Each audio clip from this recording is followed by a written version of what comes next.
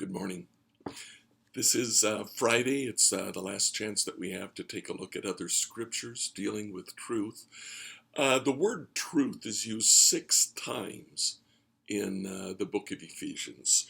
I thought it would be good for us to just take a look at those times. In chapter 1, verse 13, Paul says to the Ephesians, "You also were included in Christ when you heard the word of truth, the gospel of your salvation."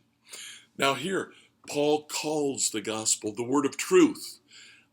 That's very important. The first time he mentions truth in the book of Ephesians, it's to convey that the ultimate truth is the gospel that he shared with them that ultimately has been shared with us. Now, coming down to chapter 4, Paul begins to talk about the way the gospel works in our lives, the practical applications.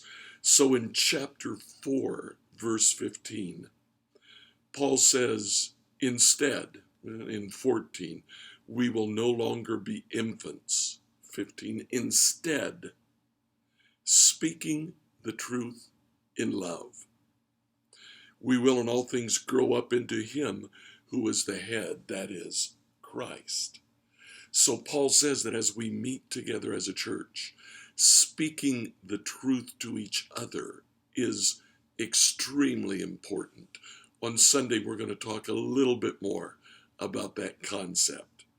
A few verses later in verse 21, surely you heard of him and were taught in him in accordance with the truth that is in Jesus. Now, in this passage, he says the gospel is the beginning of the truth, but as you move forward in the Christian life, that is also by truth that is in Christ Jesus. The fourth time that he uses it is the verse that we're going to study on Sunday. Each of you must put off falsehood and speak truth to his neighbor. We're going to talk a lot about that on Sunday morning, so I'm not going to spend time here talking about it. In chapter 5, verse 9, we have another presentation of what Paul in the book of Galatians calls the fruit of the Spirit. This is a short one. This is a tiny one. Chapter 5, verse 9. The fruit of the light consists in goodness, righteousness, and truth. Truth is to characterize our life as Christians, so much so that it can be called a fruit of the Spirit working out in our lives.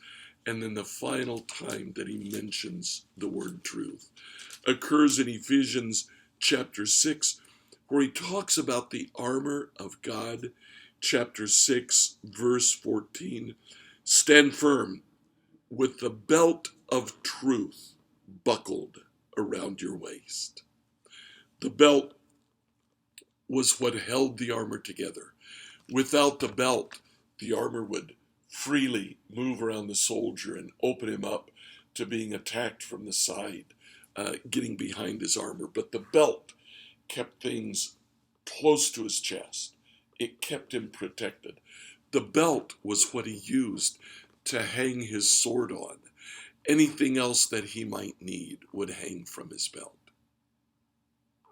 Truth is foundational to who we are as Christians. This is why it is so important to speak the truth at all times. So this week, as you look at your lives and you think about the way you express truth, remember the why. We do it because our salvation flows from truth. Our Christian life is based in truth. And we focus on truth as we grow up in Christ. Grow up today. Grow up in Christ. Speak the truth to your family, to yourself, to your neighbors, to your friends at New Hope.